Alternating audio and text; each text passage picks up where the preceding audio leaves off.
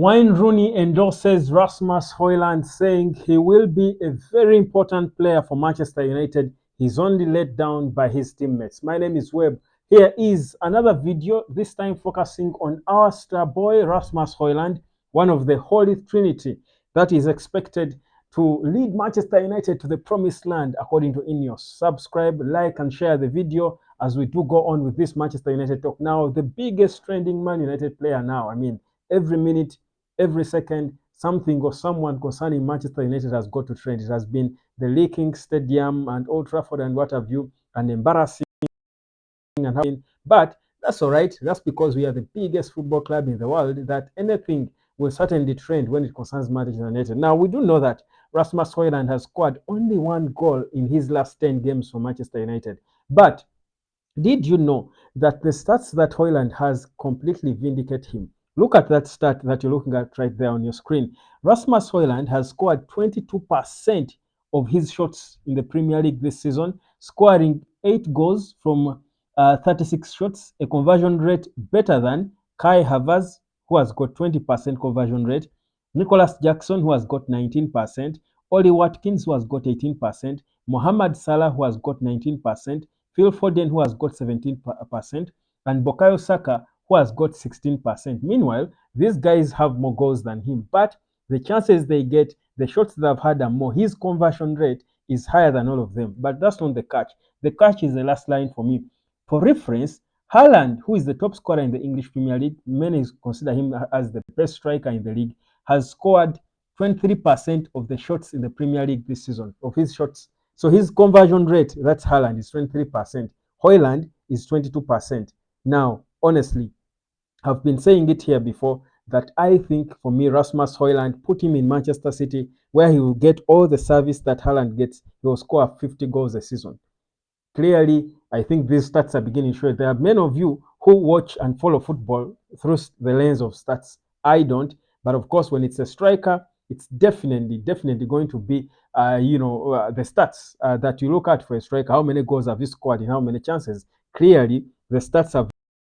The problem with Hojlund is that he does not get enough service. Now, people will blame him for a few games, a few balls that Bruno has passed to him and he has failed to convert. But how many are they? You don't expect him to score every chance he gets. But the more he gets, the more he will score. Wayne Rooney, the greatest striker to ever grace probably the Premier League, said it himself. He said it that this boy, his movements, I said it here several times. Hojlund, the one thing about him, even when he doesn't score in a game, the one thing about him is he does not put a foot wrong. He does make the perfect moves for a striker, and that's the most important thing. Rooney said it himself. I was not a striker. Even when I was playing football, I was never a striker, to be honest. But if Rooney tells you the most important attribute for a striker is positioning, if you're good at positioning, and when you get the balls, eventually you'll start scoring goals. Now he has got that, and he's only 21.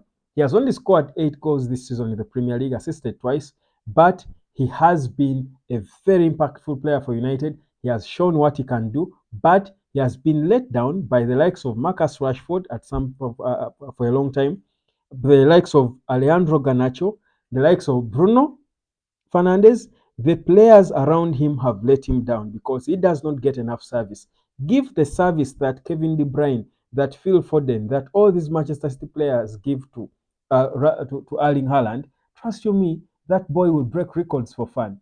And he's beginning to get frustrated, and that's the problem. I don't think Eric Ten Hag is doing enough to help him to be able to realize his full potential, because it can't be that for all these months we do know how good Garnacho is with breaking, stretching defenses, beating off his men. He was beating off, Ben White. He gave Ben White a busy day, but final decision always wrong. He doesn't pick.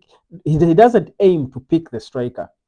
Yet you bought a striker for 72 million pounds. It seemed I saw a report from, I think it was the Daily Mail, that months ago reported that certain Manchester United players had rejected Rasmus Hojlund. They were not willing to play for him, and we see it in how they play. They just don't want. There's a certain selfishness in these players that you can't explain. There seems to be a cohort, probably because they don't. Maybe some of them don't want the manager. So because he signed Hojlund, they're trying to fail the manager. You can't get it. You can't explain it honestly. I'm just trying to think out loud. But the reality is, these guys have continuously refused to play for Hojlund, yet this boy has shown the potential. The beauty is the whole world, anyone who has a slight idea about football, sees that Hojlund is a good striker, but he's let down by those around him. And would you blame him for being frustrated? Perhaps not, because however professional you are, it gets to a point where you're saying, you know what, I can't.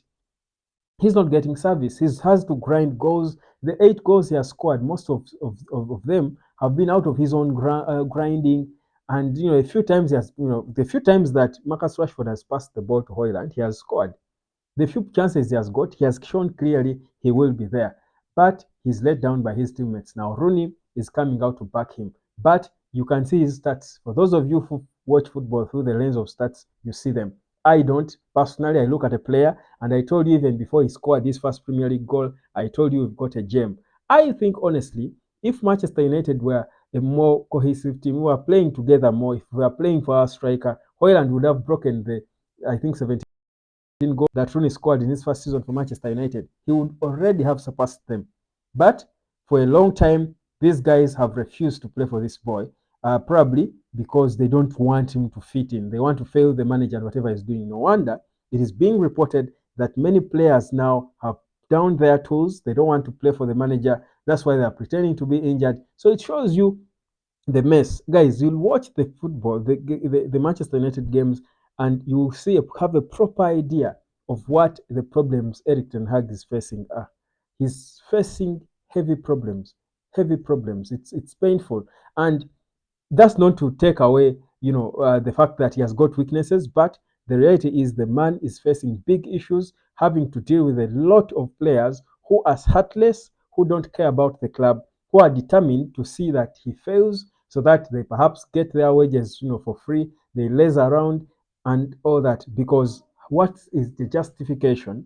What is the justification for Hoyland to have scored only 1 goal since he returned from injury? There's no justification for it. For a player this good, with wingers like Garnacho who can take on men and beat them, with Bruno in the team, there's no justification. They don't serve him. They don't give him enough service. And that is why Ineos are determined to change a lot of these things. They are so determined to change a lot of these things, to try and correct these things and put them right. And that may not sit well with certain players, but I think it's the right thing to do for the good of the club. Yes, because this is not about anyone. Because you don't sign a 72 million pound striker and you fail them, and your players fail them. There is no justification for that. So what then do you do? Solutions, and the solutions will be found in this summer transfer window.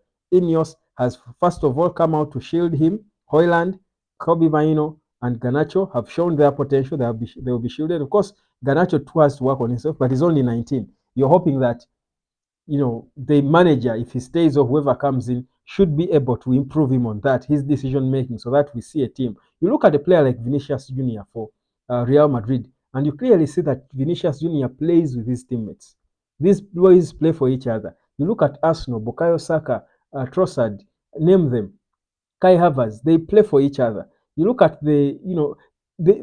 whenever players don't play for each other, it can never make sense. However good one individual is, it fails. Mo Salah, Firmino, and Sadio Mane. Yes, there are moments where people said Salah was a little selfish, but they largely played for each other. That's why it worked. We can have a working trio of Hoyland, Garnacho, and whichever winger, either Ahmad or whoever. Even if Marcus Rashford, by the way, if he was willing to play for Hoyland, if those three had a bromance between them, trust you me, we would see more goals scored by Manchester United. But it's not there because of certain selfish individuals. So they are letting down the boy. But trust you me, if the legends like Rooney are speaking, it cannot end well for these guys. My name is Webb. This is the United Road Sport. Subscribe, and I'll catch you later.